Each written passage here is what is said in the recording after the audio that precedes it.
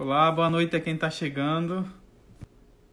Estou esperando só o tempo para começarmos e o nosso Daniel também entrar. Esperando agora, professor Daniel Barros. Boa noite a todos vocês, todos que estão chegando ainda. Daniel, já temos 13 participantes. Gente de todo estado aqui. Glória, Estância.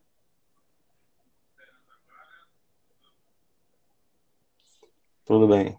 Bom, nós temos alguns ex-alunos, alguns colegas, Daniel, está chegando aí. Nós temos o pessoal da Academia de Glória também. Veja bem, a gente propôs o primeiro encontro da Academia de Letras de Aracaju e a gente fez a primeira live basicamente como parte das comemorações dos 200 anos de Sergipe e a gente trouxe o tema da pandemia da gripe espanhola, não só por conta do contexto do presente que faz com que a gente revisite o passado, mas também porque a gente traz isso como uma citação para o presente, ou seja, de certa maneira, a gripe espanhola ajuda muito a gente pensar um pouco as condições da vida urbana, a situação das grandes cidades ou dos centros mais populosos do país, no caso Aracaju, e também um contexto específico que a gente resolveu fazer aqui, que é o contexto da Primeira República, quando o Brasil estava sobre um processo de construção de um sistema ainda novo, que era o sistema republicano, tinha poucos anos de funcionamento, e as estruturas como serviço público, essas coisas todas ainda estavam se consolidando, se construindo no Brasil.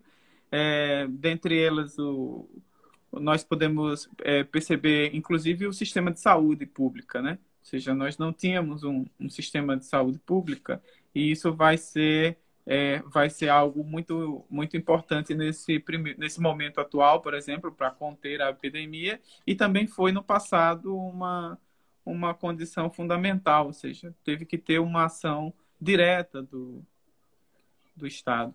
Então, nesse sentido, nós primeiro agradecemos a sua presença aqui. Daniel, pessoal, para quem não conhece, ele é professor de História da Rede, ele é um pesquisador de História. Aliás, ele é o primeiro pesquisador da gripe espanhola em Sergipe, diga-se de passagem, já tem alguns anos, e esse é o trabalho que ele veio desenvolvendo há algum tempo atrás. Eu convidei Daniel porque eu sei que ele além de ser um bom professor, ele entende muito bem do assunto, e ele hoje vai meio que conduzir o nosso debate atual.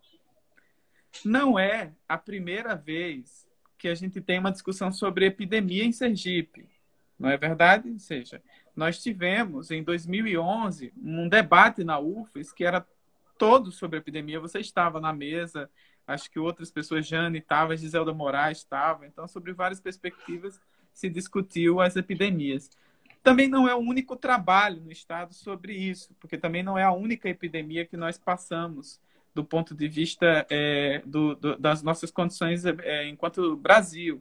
E pandemia também não é a única, né? Nós tivemos, por exemplo, a cólera morbus no século XIX, a varíola no século XIX e a gripe espanhola no início do século XX.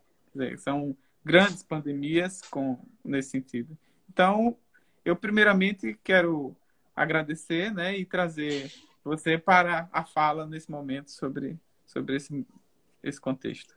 Eu queria agradecer o convite, né? Queria saudar aí todos que estão assistindo a live, aos meus amigos, colegas, professores, alunos, e falar que é uma honra, né? Voltar depois de tanto tempo a discutir o tema, né? Os caminhos que a vida proporcionou para a gente, eles foram meio que diferenciados e a gente não teve tempo de dar muito prosseguimento a essa ideia central durante muito tempo, né? Eu estava revisitando aqui o meu trabalho e vendo que ele tem, inclusive achei uns e-mails, né? Seus me cobrando partes do trabalho aqui, pesquisando na minha caixa do e-mail, me cobrando tema, me cobrando sumário, me cobrando um monte de coisa aqui. Estava rindo aqui sozinho e vendo que ele é de 2006, né? E É, uma coisa interessante que você falou, Franklin, é que desde aquela época, né, você comentou aí que nós já tínhamos feito uma reunião, um debate sobre epidemia, sobre pandemias em 2011, não foi, se eu não estou enganado, que você falou. Desde aquela época, a gente tinha uma certa preocupação com o que possivelmente poderia acontecer, e não é de agora que a gente percebe que os governantes os especialistas da área médica, né, da área de saúde, eles esperam o fato acontecer para que tomem as devidas providências, né?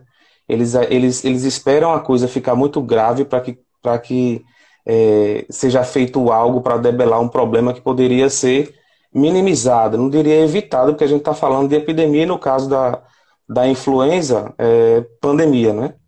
Outro ponto importante que eu gostaria de frisar em relação ao termo, né? É bom já abrir essa conversa falando sobre o termo em si, né? Para que a gente tenha a percepção de que interesses estão por trás, inclusive da escolha de um nome para uma determinada doença, né? Isso é histórico e você sabe muito bem disso. E eu conversando com uma amiga minha, inclusive espanhola, ela, né? Você deve conhecer, professora também. Dá uma boa noite para ela aí, se ela estiver assistindo, a professora Leonor. Ela perguntou sobre o meu trabalho, né? Falei sobre o que eu tinha pesquisado, e quando eu disse gripe espanhola, ela arregalou os olhos assim e parou para conversar comigo. Ela fez, calma, calma, eu sei o que é que você já vai querer falar, o que é que você já vai argumentar. E a gente conversando, ela disse, Daniel, eu fico muito chateada, né? Nós espanhóis somos muito chateados em relação ao termo, porque de fato nós não tivemos culpa, né, pelo termo, e nem muito menos pela doença, né? Eles foram atribuídos a gente no contexto da Primeira Guerra Mundial, em que a Espanha se mostrou um tanto quanto neutra, e naquele contexto ali, uma das únicas que divulgavam os números e o que estava acontecendo em relação à epidemia, que até então era epidemia, né? Há um consenso hoje em dia sobre o surgimento da influenza, né? Na América do Norte, inclusive nos Estados Unidos, no Kansas, e não na Espanha. A Espanha, por divulgar muito, por ter os seus jornais livres para fazer isso naquele período de guerra, o Roosevelt, inclusive, nos Estados Unidos, proibiu que se fossem divulgados dados sobre a morte pela influenza, né? Lá principalmente nos campos de treinamento dos seus militares, e a Espanha continuou e prosseguiu fazendo isso. Então, para o resto do mundo, atribuiu-se o termo, incorporou-se o termo, e de um tempo para cá, a gente percebe que esses termos eles estão sendo desconstruídos, né? Há um cuidado muito grande hoje dos pesquisadores, inclusive dos cientistas na área médica, para não chamar de gripe espanhola, né? Tratar a influenza de forma mais genérica, né? Não especificar, no caso, o país em questão, a Espanha, né? Para que não se estigmatize o termo, né? Seria mais ou menos se hoje em dia a gente atendesse ao que alguns falam e chamássemos o Covid-19 de peste chinesa, né? Não faz o menor sentido, né? Você atribuir a epidemia ou uma pandemia a uma determinada região em si, culpá-la por isso e estigmatizá-la com o nome. Então, primeiro alerta que eu faço em relação ao nome, né? Sempre na outra live que eu fiz sobre o tema, a gente também discutiu muito isso, né? Inclusive desconstruindo o termo peste negra também, né? Em questão, na outra live que eu fiz falando sobre as pandemias, né? Para a gente ter o cuidado, né? De falar da peste bubônica e não atrelar e não associar alguns grupos específicos, locais específicos e estigmatizá-los, né? Então, o primeiro ponto.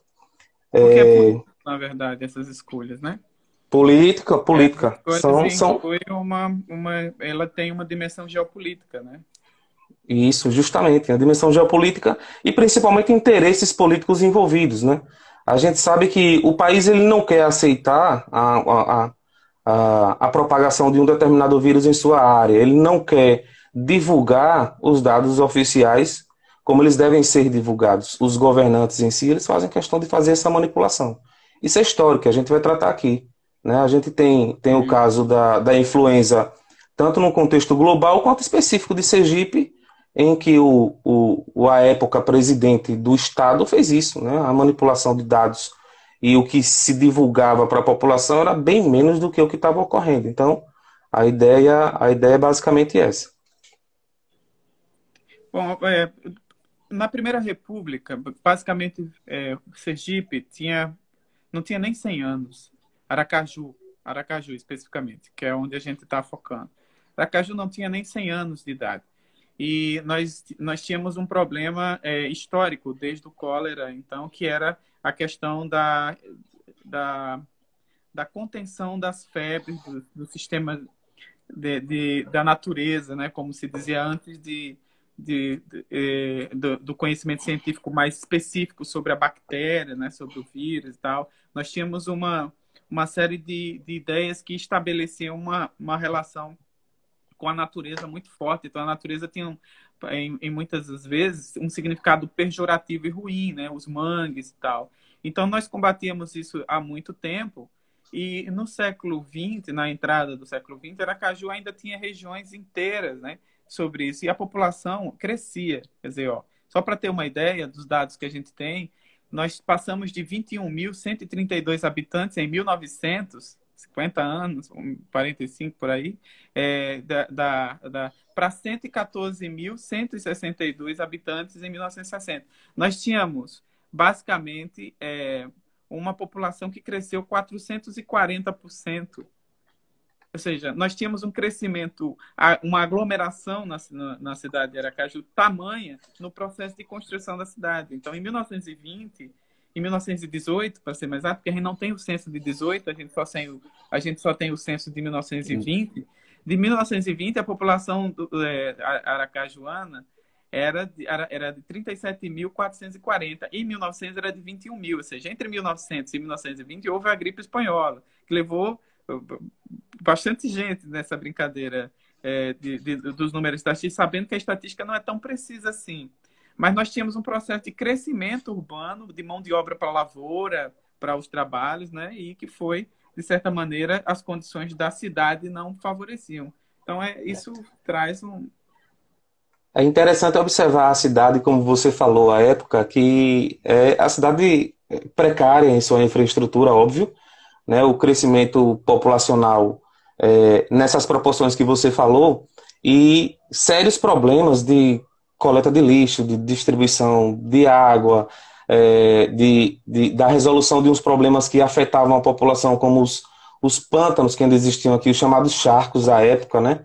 E interessante você falar, no início da sua fala, Franklin, você comentou sobre a ideia que se tem sobre doença e a associação que se fazia da doença aos cheiros, né, aos odores.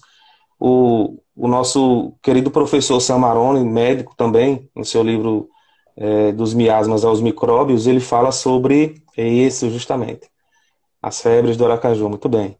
Ele fala sobre essa ideia, né, de que se tinha ainda presente na cabeça de muitos aqui, que o local para ele ser considerado salubre, ele precisava ter um bom cheiro. E as pessoas associavam os dejetos e os odores às más condições sanitárias, às doenças que elas adquiriam. Então, os miasmas e os cheiros eram conclamados pelos especialistas da época como os grandes responsáveis pelas doenças.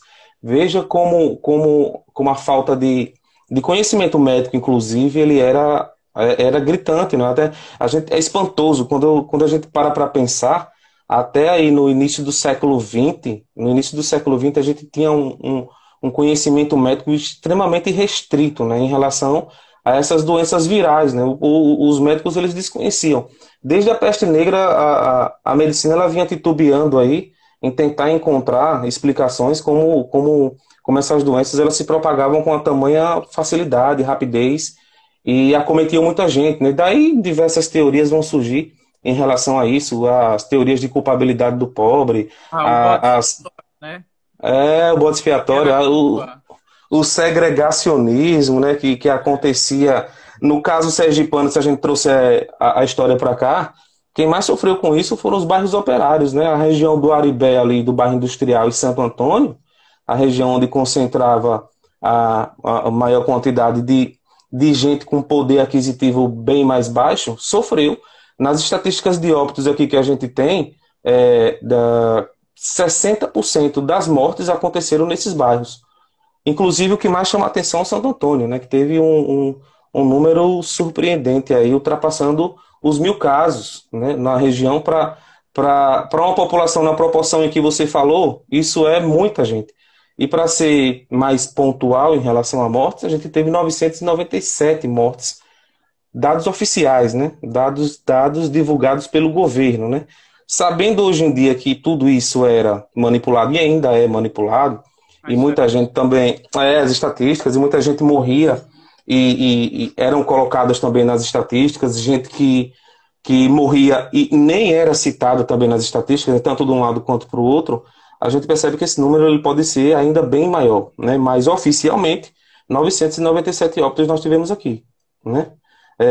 Desde o surgimento em setembro, no Rio de Janeiro, né? Se a gente contar a história da chegada com o vapor Demerara, que veio da Inglaterra. Eu que você falasse como ela chega. Pronto. Assim, já estava se proliferando pela América do Norte, já estava se proliferando pelas trincheiras da Primeira Guerra Mundial também, né?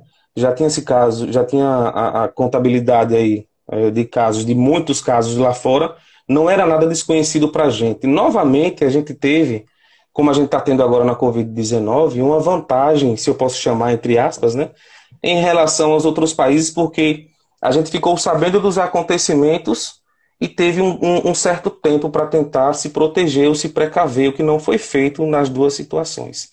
No caso da influenza, né, em 14 de setembro, o vapor Demerara, de 1918, o vapor Demerara ele chega ao Rio de Janeiro, tendo feito escala passado por Lisboa, né, e depois do Rio de Janeiro ainda foi a Recife e a Salvador. E esse vapor, quando ele chega aqui, já tinha-se notícia que pessoas dentro da embarcação estavam com a influenza, né? Um médico da época, chamado Dr. Carlos Seidel, né, ele inclusive minimizou o fato, né, dizendo que a doença não iria chegar aqui, era uma mera gripe, né, como eles tratavam, e se chegasse o Brasil teria condições de tratá-la, já na missão médica brasileira, em 1918, aquela que foi enviada na Primeira Guerra Mundial. Você tem muita ciência disso, os alunos que estão assistindo eles sabem muito bem disso. A missão médica brasileira, né, a MMB, ela com médicos, mais de 200 médicos foram enviados lá para ajudar os aliados na Primeira Guerra Mundial. Na metade do caminho, parte dessa tripulação ela já estava com alguns sintomas, retornando para cá, né? Eles chegaram aos campos, pisaram em Dakar, os passaram mal e eles tiveram que retornar porque a tripulação estava doente. Foram convocados, inclusive o Dr. Saido fala sobre isso, citado no livro de Cláudio Bertoli Filho, né, sobre a espanhola em São Paulo. Quando eles voltam ao Brasil, né, o caso é abafado pelo governo, é minimizado, eles descem em São Paulo, outra leva de médicos são colocados no navio e eles são mandados novamente para lá. Então tem duas informações importantes aí. A gente tem a informação oficial da chegada, que para a imprensa toda foi pelo navio, pelo vapor Demerara, que era uma espécie de navio de mercadorias, né? Então, como se fosse um navio que distribui mercadorias que o país compra, né?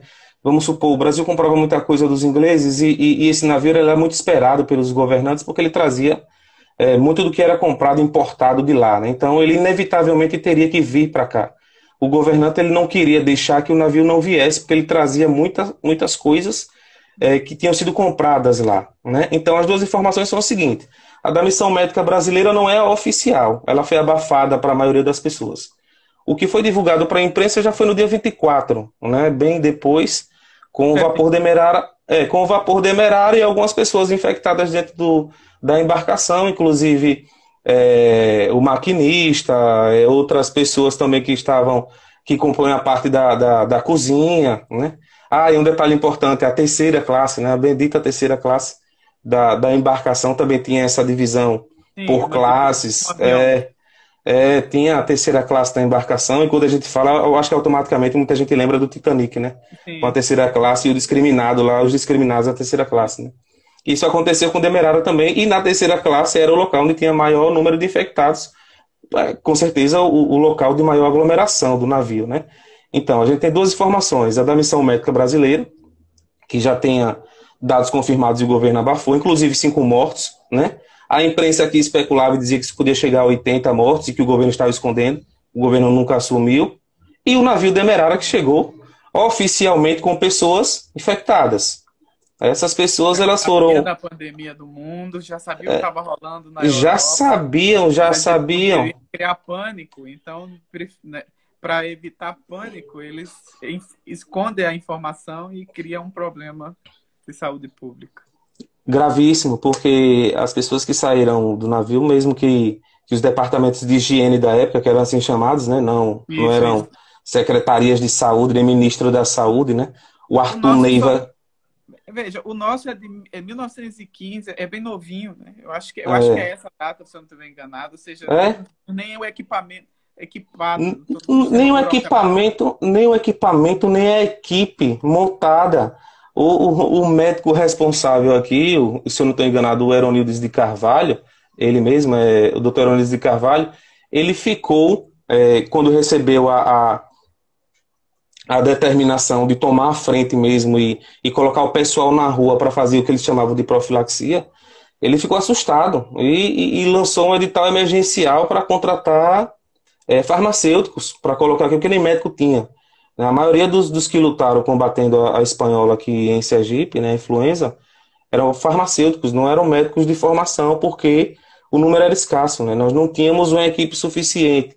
E muita gente, inclusive, se absteve, né, de ir para frente mesmo, para a linha de frente, né?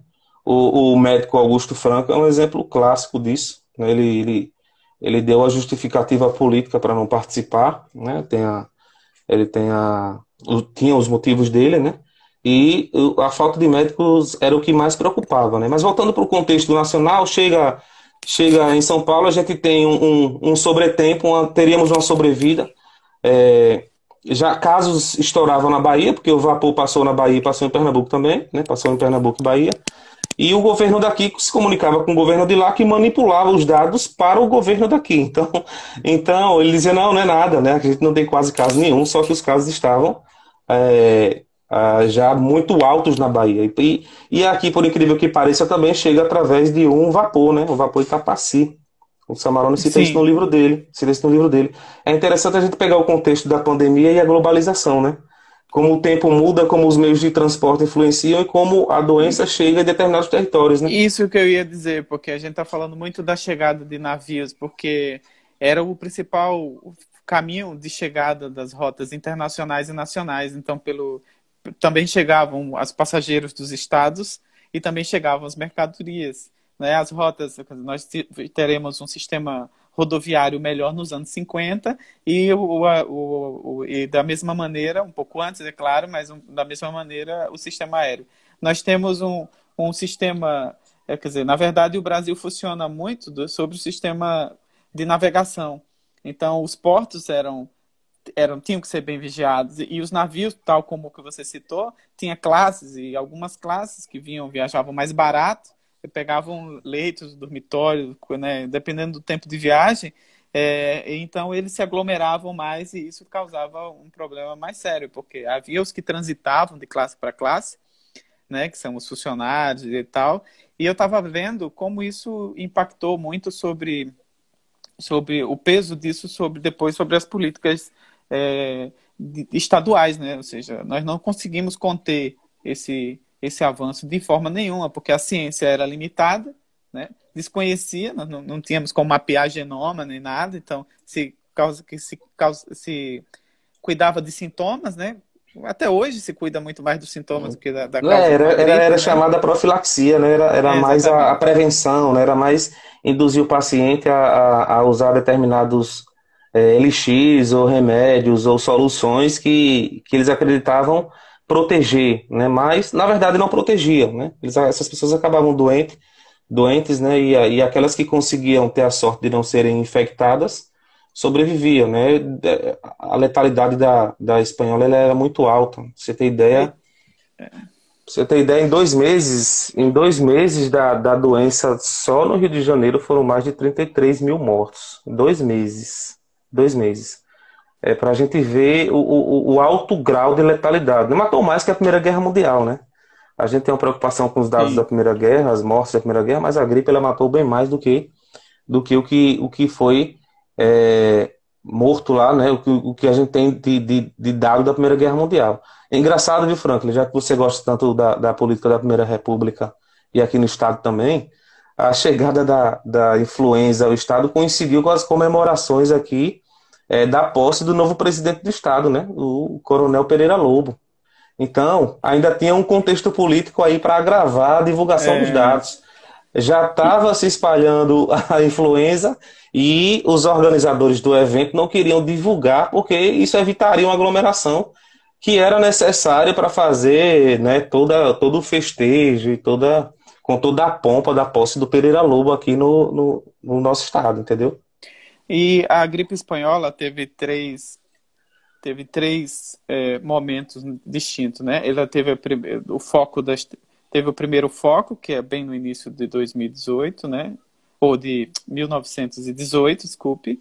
Depois você tem aquela fase mais violenta dela, ou seja, a fase de maior tensão, que é justamente a que a gente chega em Sergipe, o período que ela chega em Sergipe, ela É está justamente o no seu período alto grau de infecção, né? de infecção entre E, a, outubro e final de novembro. e no final de 19, do 18 para o início de 19, ela já está na última das suas fases, só que é uma fase extremamente mais letal.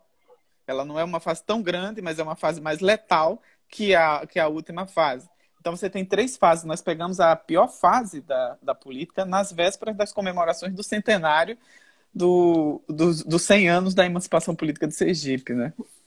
Então, todos esses pontos eles levaram para que os políticos daqueles também não divulgassem, né? Fizessem muita coisa para esconder. E quando a gente observa a ação política, três tipos de ação aí que a gente tem que levar em consideração em relação ao combate à doença aqui.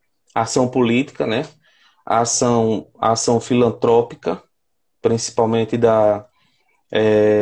de grupos e de instituições, e as ações particulares, né? São três tipos de ação que a gente tem que prestar atenção. A ação governamental, através de aprovação de emenda na Assembleia para liberação de recursos. A ação da filantropia, né, não deve ser surpresa para muita gente, foi a mais efetiva no combate à doença aqui, assim, mais na ajuda aos enfermos e aos mais carentes, né? Os ricos eles se preocuparam muito em correr para conseguir os remédios. Isso não é novidade para a gente hoje em dia, viu? Aqui, né, nessa época aí, o que foi dito como preventivo da gripe lá em São Paulo e Rio de Janeiro foi absolvido aqui, né? E as pessoas correram para as farmácias para comprar o seu álcool 90. É engraçado, eles usavam o álcool 90 gargarejando nessa época. Não era preocupação do álcool em passar nas mãos, era gargarejar, né? Porque não Era, se me- sabia por onde. era melar o nariz com um medicamento chamado de mentol na época, né? Bisnagas de Rinal. Então eles usavam o que eles tinham, acreditando que iam evitar o contágio.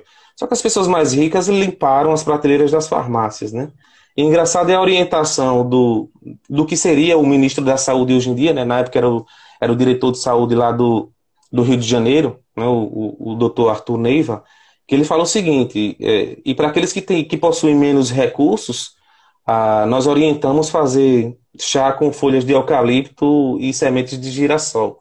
Então, então para o rico, vá para a farmácia e compre o álcool e compre a quina, né, que era um medicamento muito utilizado na época. Para os mais pobres, utilizem as folhas de eucalipto e as sementes de girassol, que dessa forma você vai tentar se livrar da doença, né? É interessante falar da filantropia aqui. Eu gosto muito dessa parte do meu trabalho, porque a gente percebe como alguns interesses que para a gente parecem ser conflitantes, num momento como esse, eles podem se unir.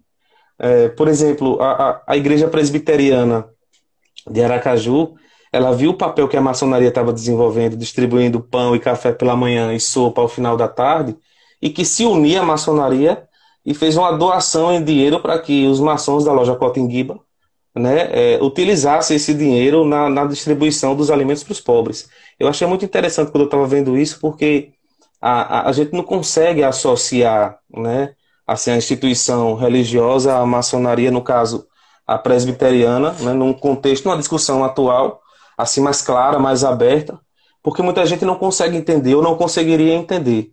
Mas a gente percebeu que nesse momento aí, né, isso meio que ficou de lado em prol da ajuda de uma instituição que estava sendo mais eficaz em alguns bairros, diga-se de passagem, em alguns bairros, do que o governo. A área central mesmo era dominada ali pela maçonaria, no que diz respeito à ajuda aos mais pobres. Também foi a que tomou a frente para a contratação de enfermeiros, né? Nas notas dos jornais que a gente pesquisou para o trabalho, né? Tem aqui muito pedido aí de enfermeiros, né? Para a contratação de enfermeiros para que eles atuassem também no combate às enfermidades e na ajuda, né? Então a gente tem a maçonaria, a gente tem a associação comercial, claro que com seus interesses também, né? A associação comercial pressionava o governo também naquela época para que não fechasse todo o comércio, pressionava para que as feiras continuassem funcionando e principalmente para que o mercado central continuasse funcionando, né? Ô, A gente... Daniel, não, continue. É porque eu tenho uma nota aqui sobre isso, sobre algum protesto de 1918. Porque, É, além do seu trabalho, aí eu teve uma época que eu orientei vários trabalhos sobre saúde e doenças em Aracaju. Esse tem mais de 500 notas sobre a gripe espanhola, tá vendo? É de a Fernanda e Alonso, dois orientandos na época. E nós tínhamos uma nota das escolas particulares é. reclamando, porque havia os exames que você prestava anualmente e aí foram suspensos os exames, justamente as provas no final do ano. Então provocaram um grande protesto da congregação da Faculdade de Medicina, porque contra a ideia de serem abolidas esse ano os exames nas escolas superiores sobre o fundamento de ter epidemia de gripe perturbado o curso escolar. A congregação da Faculdade de Medicina, no caso da Bahia, por exemplo, e aí serviu para outras faculdades, resolveu por unanimidade lançar o seu protesto e representação ao chefe da nação. Eles se dirigiram ao governo federal, na época, para reclamar porque tinha que suspender os benditos exames, atrasariam tudo. Ou seja, qualquer semelhança não é mera coincidência. Quer dizer, Não é mera coincidência. Você vê a ação do governo, inclusive, a ação do governo para fechar lojas, ele vai para os bairros, ele é mais incisivo, ele é mais coercitivo nos bairros populares, né? Ele se sim. preocupa em fechar mais os bares, ele se preocupa em fechar mais os bares do que em fechar locais, regiões onde estavam as grandes lojas de Aracaju, que tinham pessoas, porque ali ele dizia que não tinha um foco de aglomeração. É certo que as áreas mais populosas eram as áreas periféricas, né? Mas a gente percebe na ação, também na escolha do que fechar e do que deixar aberto, que quem era mais pobre também, ou tinha um menor poder aquisitivo com o seu negócio, com o seu pequeno negócio, sofreu bastante nessa época aí, né? A área central de Aracaju ali, né, através de muitos acordos com o próprio governo, ruas inteiras permaneciam abertas com suas lojas e outras não. Então era algo que você ficava sem entender. Como é que você quer evitar a aglomeração de pessoas na Rua de Laranjeiras e deixa a Rua Campos com lojas funcionando? Como é que você quer evitar a aglomeração de pessoas ali na região central e mais para cá, mais numa área mais pavimentada, onde tem um pavimento, você deixa lojas funcionando? É algo interessante de se ver também. Ô Daniel, eu vou mostrar para você agora. Você está falando isso, eu lembrei, aí eu tinha selecionado aqui uma nota, porque sobre a questão das lojas, da movimentação e tal, nós temos um problema da nossa burocracia, né? Por exemplo, quando a gente fala de Sim. violência, está dizendo, ó, tal cidade é mais violenta que outra, às vezes não, às vezes é porque a estatística, ou seja, quem fez o registro não fez o registro de forma correta, não é? Então, assim, ou Uhum. não fez o registro. Então, você tem a impressão de que determinado lugar tem menos casos. Na saúde pública também, depende muito, mas a ideia da curva, quer dizer, quando é que a curva está maior, qual o período da maior, né, em que a curva estava de maior. Então, esse período de setembro era o período da alta da curva, né, da curva que a gente fala hoje, da tal curva epidêmica. E ela atingia partes totais do mundo, ou seja, uma quantidade muito. Ela avança pelo interior e pega os povoados que não tinham nenhum tipo de proteção de saúde, faltava médico, as dificuldades todas. Eu vou te mostrar Nada. aqui, eu não sei se dá para você ver, não sei se dá para você ver, ou para o pessoal ver, quem tiver aproximado, vou aproximar um pouco aqui. Isso aqui Aproxima um pouco. isso aqui é Aracaju, ó. Tá vendo? Lembra dessas notas? Sim, sim, eu tenho, 1918, tenho. né? Eu sei que você tem. Aliás, você tem quase tudo. Mas assim, eu quero mostrar para vocês aqui, ó, a Fábrica Confiança e a Fábrica Sergipe Industrial somando, que são dois espaços de trabalho, basicamente, tem mais, veja, tem mais casos de contágio que a maioria dos casos, tirando, obviamente, o Santo Antônio, né, que é o É. posto Santo Antônio Registro. Então, só em duas fábricas nós tínhamos mais de 1.000 contágios. As fábricas não pararam de funcionar. Não Não. pararam. Então você E, tinha na isso, cadeia 41, isso porque a gente está dizendo que foi registrado estatisticamente, né? estatisticamente, justamente. Não é necessariamente o que de fato de fato real. Isso daí pode ter representado muito mais. Inclusive o Thales Ferraz e o Sabino Ribeiro, né, da Sergipe Industrial e da Confiança Têxtil, aí, eles fizeram questão de divulgar o número de operários que eles estavam mandando para casa também nesse período, por conta da influenza, né? Eles estavam dizendo assim, ó, a gente está sendo obrigado a mandar esse pessoal aqui para casa e provavelmente sem um auxílio, sem um devido auxílio legal, na época nós não tínhamos esse amparo trabalhista que a gente tem hoje ainda, né? E eles mandaram esses mais de 430 operários para casa, já num período preocupante, como essa nota que você mostra aí, né? Então, era muito operário infectado e muito operário ainda continuando o seu trabalho. E lembre, viu, Franklin, quando a gente fala desses operários, a gente está falando daquela região e do entorno ali em si, que eles moravam naquelas vilas operárias ali Bairro do Industrial. bairro industrial, né? Então, tem uma explicação para que o Santo Antônio tenha um número muito grande, né? Sim. A gente não tem os limites exatos de onde começava, onde terminava o Santo Antônio e o Aribé, né? Aquelas regiões ali muito Sim, é próximas. verdade, verdade. E os dados eles eram manipulados por regiões. O que foi que o governo fez aqui, o presidente do estado, assim chamado na época? Ele separou por cada região dessa é, representantes, né, do Departamento de Saúde, das delegacias de saúde daqui do interior, para ficarem responsáveis pela contabilidade dos casos, né? E mostrar no jornal oficial que esses casos eles estavam sendo curados. Então, para cada área que você pega o dado oficial e você pega os jornais da época, você tem uma disparidade enorme na quantidade de infectados. Tem locais de áreas mais isoladas do bairro industrial, e claro que os jornais sensacionalistas da época também aproveitavam, né, a questão oposicionista também, faziam um alarde a respeito de pessoas que estavam doentes e não tinham a menor atenção em relação à alimentação, a medicamentos e a contabilidade dos que estavam morrendo, né? Eram os chamados os mortos insepultos da influenza, né? A gente tem muito isso aqui e vai ter mais ainda no interior, quando você citou aí a respeito da precariedade que a gente tinha lá, né? Se Olha, você pega apropriar Campo do Brito e Barra dos Coqueiros, né? Esses três especificamente, você tem tá aí números na tela.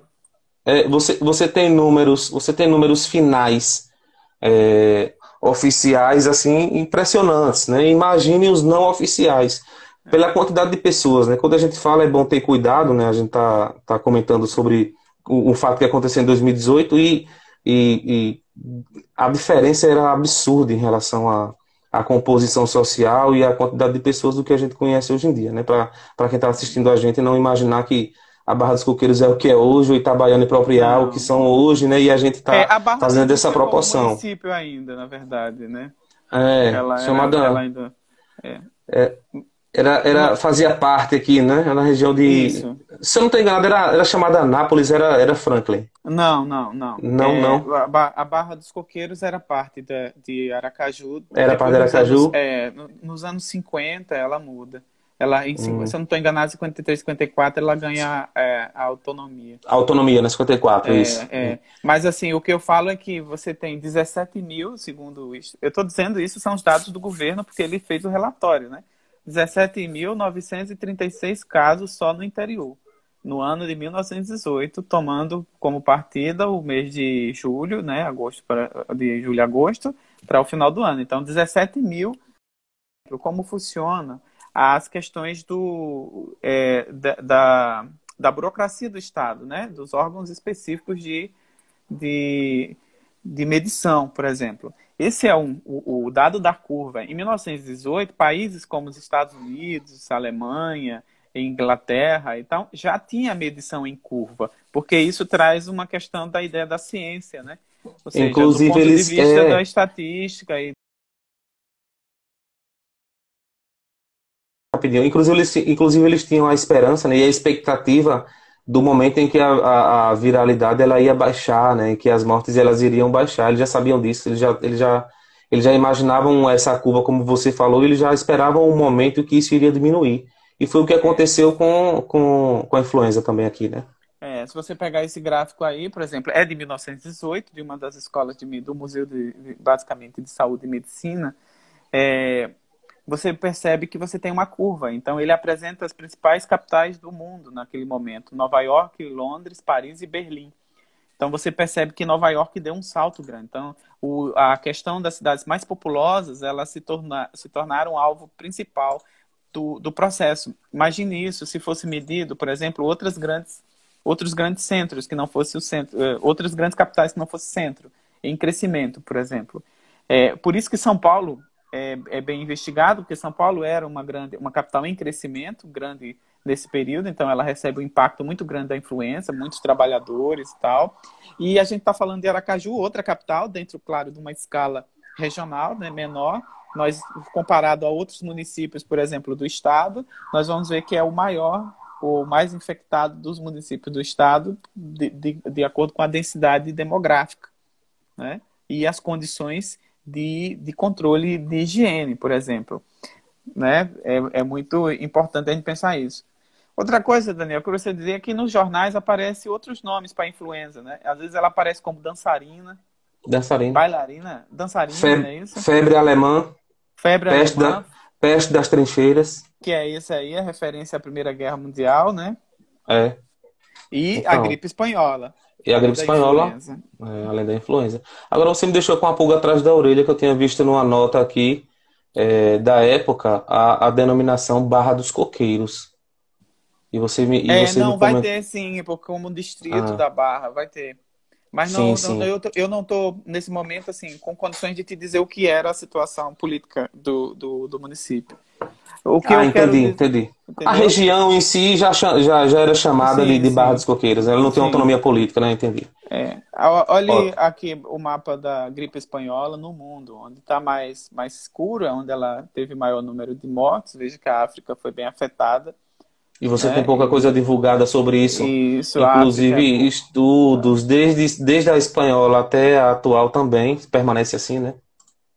Isso. Aí você tem o Brasil bem afetado, né? Outros países que foram, depois com o tempo, eles foram reduzindo o seu índice de infecção, mas ela se tornou uma epidemia, uma pandemia de grandes proporções no início do século. Ô, Daniel, eu queria ver também o seguinte, porque a gente vê que os preços de alimentos, eles costumam também aumentar, né? E às vezes não só o alimento, a gente viu notícias de falsificação de produtos, né? Por conta da gripe espanhola. Eu não estou falando do coronavírus, qualquer semelhança. Estou falando que, por exemplo, você tinha uma escassez de alimento, porque, veja, os alimentos chegavam, grande parte deles, por via marítima, né? Então, como isso era, quer dizer, como as vias marítimas estavam sobre cuidado, as pessoas começaram a faltar alimentos, né? Começou a faltar alguns recursos que vinham também por terra e os preços Não, subiram absurdamente, as pessoas começaram a estocar. e as coisas que eram ditas como aquelas que deixavam o indivíduo forte, eles precisavam se alimentar, né? A chamada, no caso nordestino aqui, a chamada carne verde ou a carne de sol, o frango e o leite principalmente, né? Eles subiram absurdamente de preço. Eu estava justamente vendo aqui os preços em réis da época, só para lhe dar um exemplo de uma nota que eu vi, uma senhora reclamando aqui, inclusive ela foi ao jornal reclamar, né, do preço de uma galinha que custava 1 conto de réis e passou a custar 5 contos de réis, para uma época em que isso daí era muito dinheiro, né? A gente tem casos dos aproveitadores do leite, né, que eram misturados com polvilho e água. De 1 litro se faziam 6. Há relatos disso também Eu nos lembro, jornais. para Que os caras botavam distribuição. água no leite e vendia ao mesmo preço de um leite sem água Ao e mesmo ainda preço, ao aumentava o mesmo preço. preço. Isso Olha, é por exemplo, absurdo. R$ 500 aqui para você comprar 1 litro de leite passou a custar 1.200, né? Eram preços absurdos, assim, o que acontecia era absurdo. E o que se vendia, o que a gente mais teve problema aqui em relação à alimentação, você falando aí dos navios que traziam os alimentos, foi em relação à carne mesmo. Por incrível que pareça, a carne bovina, né? A gente teve muito problema e escassez de carne bovina aqui. O leite adulterado muito foi um problema, mas encontraram uma solução, né, que foi dada lá pela Diretoria de Saúde de São Paulo, né, foi orientado para que as mães comprassem o leite moça, que a gente conhece hoje em dia, o leite condensado, e diluísse ele em água para dar aos seus filhos, né, como um fortificante no Bastante período, açúcar. com bastante açúcar, no período da gripe, porque para não confiar no leite que era vendido pelos charlatães da época, né, os aproveitadores aí do flagelo. Então a E a carne, propaganda do leite moça, né? ela tá aqui, ó. A, Deixa eu ver se eu propa... consigo a colocar. propaganda do leite Eu moça. consigo colocar para você. Você está vendo aí? A minha tela tá meio parada aqui. Tá dando Sim, para ver? sim, sim, Então, sim. o leite condensado moço ele era vendido como é, um alimento forte, né? Fortificante aí para as crianças, né? Pureza garantida, né? Tá aqui na lata porque orientou-se de São Paulo para que não se acreditasse ou comprasse o leite que estava sendo vendido, porque ele era adulterado, com polvilho e água, como eu lhe falei, né? Então a gente tinha a carne, a gente tinha o frango e o leite como os principais produtos adulterados. Imagine isso para uma pessoa que tem o dinheiro para comprar e para quem não tinha, né? Elas dependiam da caridade, né? Daquela parte que eu falei, da filantropia lá atrás. Além do alimento, os remédios eles foram muito manipulados e Isso, eram falsificados, né? manipulados não só manipulados. As chamadas cápsulas de ar, né, que não continham nada de quino dentro, os charlatães que se apresentavam com milagres, com remédios milagrosos para a época. Eu separei um aqui bem interessante de uma doutora, uma que se considerava doutora, né, uma tal Paula Peruche, daqui de Aracaju, viu? Ela botava uma propaganda no jornal que ela prometia curar todos os gripados, né? E o tratamento dela seria com injeções de óleo cinzento, era assim que estava no jornal. Aí abre aspas, um poderoso remédio contra a influenza. Só que vem algumas críticas abaixo de pessoas que tomaram o remédio e ele não deu muito certo, né? E o jornal passou a investigar e falou aqui que esse remédio, ele, na verdade, ele era muito letal, porque ele era 40% de mercúrio purificado. Então, era uma injeção que uma charlatã inventou para lucrar em meio à crise, que, segundo ela, curava os enfermos da gripe espanhola, né, esse chamado óleo cinzento. Então, É, os casos eles eram dos mais ridículos, assim, das pessoas que queriam tirar vantagem em relação a preço, peso dos produtos, né? Tem notas do jornal aqui reclamando sobre peso de carne, inclusive, que era vendido, né? 200 gramas que se cobravam 1 quilo, 2 quilos, né? Por um pedaço de carne com muito osso. Então, são situações de aproveitadores que a gente vê em outras proporções, né? Em outras dimensões hoje em dia, né? Eu vi o cara fazendo uma propaganda. Daniel, a sua câmera. O pessoal tá aqui comentando, Ah, também estou sim. vendo. Vou voltar para você, eles querem Pronto, te ver. pronto. Voltou. Tá Nós bom. temos só 6 minutos para concluir. 6 minutos. Vamos lá. Eu estava comentando que eu vi um caso de um cidadão cobrando mais de R$ 50 em álcool em gel. Alô? Aí me fez voltar muito nessa discussão aí da época da influenza também. Daniel, veja, para terminar, eu só vou pontuar algumas coisas importantes. Existe esse livro aqui também muito importante para quem quiser dar uma lida. Ele morreu esse ano, acho que ano passado, Jean Delarmeau. História do Medo no Do medo. Ocidente.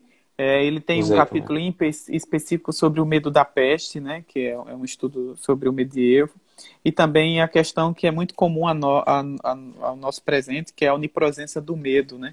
Ou seja, uma das características da doença que você também não sabe, ela pode estar em qualquer lugar, né, e as pessoas têm medo, inclusive, dos outros. Então, isso é muito, muito importante, né? Então, a gente tem no estado de Sergipe alguns estudos sobre epidemias, mas eu vou dizer a vocês todos, o trabalho do Daniel é o primeiro, acho que vale a pena ser lido e publicado, né? Eu acho que nós temos bastante coisa para discutir, mas a gente não vai conseguir discutir hoje, né, Daniel? O Mas, tempo assim, tempo é mas curto. eu agradeço assim, enormemente a sua participação conosco hoje. Nós temos um trabalho do professor Fernando, que é um confrade nosso, Fernando Aguiar. Ele estudou a varíola, acho que nós temos um trabalho sobre o cólera morbus, assim, é um trabalho muito robusto do professor Amâncio. Nós Do tivemos Amâncio. Usei, dois inclusive, trabalhos. li, inclusive, no trabalho. Eu lembro a geografia da peste, a gente viu aquele negócio todo da onde acontecia. E nós temos alguns trabalhos sobre a varíola, nós temos outras formas de epidemia e pandemia, nós temos uma lacuna muito grande de estudos de história social, né, para trabalhar diretamente sobre essas populações. Verdade. Então, eu acho que nós precisamos ter bastante cuidado, né, para pensar as semelhanças desse processo no tempo presente, né? Ou seja, a história no passado, a história no presente, a gente está toda hora citando o passado, né? O passado serve como uma grande citação nossa, mas é muito importante porque justamente ela nos atualiza, né? Ela nos coloca num tempo, nos atualiza no tempo. Isso é importante. Então a gente está lidando não é com a primeira nem com a última pandemia, né? As distopias, muitas delas, por exemplo, o Planeta dos Macacos, que é uma distopia famosa, é um vírus, né, que contamina e tal as pessoas. Então, assim, o medo, ele está presente, de certa maneira, né, nas narrativas sobre a doença. Eu queria dar os parabéns para A gente vocês. poderia fazer uma segunda sobre a história do medo, viu? Que é sobre a Pode ser minha, depois. sobre a pós-graduação também. É interessantíssimo, né? De falar só sobre o medo. Isso é importante. Eu acho que é uma parte interessante de nós. Eu acho que essa live é produtiva. Se alguém tiver alguma dúvida, eu quero, antes de mais nada, dizer a você que você tinha gente do Espírito Santo nos assistindo, gente de Estância. Olha, eu estou vendo aqui. Gente Tô vendo também. de São Miguel, Monte Alegre de Sergipe, Glória, Lagarto, Os Aracaju, colegas professores aqui, o obrigado pela Cangaço todo, as participação. academias, a Academia É. de Letras de Aracaju, ex-alunos meu, ex-aluno seu, está dizendo que você é maravilhoso, que é excelente aula do professor Daniel. A Andresito está dizendo parabéns, Daniel, pelas explicações. Alguém está pedindo para salvar a live, eu vou ver se eu consigo salvá-la. O que mais? Tem Gisele da CED dizendo que você é lindo. Na Gusta, verdade, ela valeu, está dizendo que os Gusta. dois são lindos. Jane Guimarães, da Academia de Jane. Aracaju. Murilo Obrigado, Jane. Giovanni, dizendo para salvar a live, que seria importante para divulgar. Que mais? Tem nosso colega aqui, Gusta, né? Que é professor de História, tem um canal no YouTube, eu acho que é isso, Também. não é ele? Gusta de história, ele mesmo. Eu estou vendo aqui. João Paulo Procura. Gama. João Paulo também de Dores, Nossa Senhora das Dores está aqui. Né? A Amaletras oficial de São Mateus do Espírito Santo. Então acho que a gente está assim, de certa maneira, muita gente nos viu e nos assistiu na hoje. Queria que você só finalizasse para a gente desejar uma boa noite para o pessoal. Queria agradecer aí o convite, né? Ele foi muito produtivo, me fez revisitar uma época maravilhosa da minha vida, me fez reler novamente o meu trabalho, olhei para ele como um bebê novamente. Botei ele no colo e comecei a ter boas lembranças das pesquisas sobre o tema dos livros que li acho que para vale produzir. A pena continuar. Vale muito, né? A correria do dia a dia, os empregos, as obrigações faz com que a gente se distancie um pouco, mas eu tô voltando a me apaixonar por ele depois que eu nesse período passei a olhar com um carinho melhor para ele, tirar aqui da estante do meu escritório e passei a ler ele mais um pouco também, até para entender, eu que pesquisei para entender o momento atual também em alguns aspectos, né? Eu voltei nele, li algumas coisas interessantes e fiz alguns comparativos, né? É muito interessante isso. A ideia da live ela foi maravilhosa, né? Eu ficaria, se o Instagram permitisse, aí 2, 3 horas falando mais sobre isso. Pena que é só 1 hora, né? Mas a gente pode pensar na possibilidade de outros temas já. Fique à vontade para querer convidar o Franklin. Não tenha vergonha, não. Não tem eu também vou agradecer ao pessoal todo que assistiu aí, o pessoal da CED, né? Meus amados. Meus alunos, professores, colegas de trabalho, família, gente aqui também tirando onda na live, falando de mim aqui, mas é uma galera, é uma galera do bem. Alexandre aqui que comentou sobre a questão social, viu, Franklin? Ele disse que se Sim, interessou sobre a discussão, né? Pediu aqui para gente dar um enfoque melhor sobre isso aí numa outra possível. Se você fizer sim, uma também, sim. A veja gente onde tem pode uns. encontrar. Mas a história do medo também me atrai, viu? Se quiser fazer, a Pronto, gente tamo fechado. junto. Pessoal, olha, uma boa noite para todos. Teremos outra live ainda vamos marcar os dias agora sobre ainda das comemorações sobre São Cristóvão e aí nós continuaremos e retomaremos em outros momentos. Eu agradeço a todos, desejo uma boa noite e até a próxima. Boa noite, até a próxima, pessoal.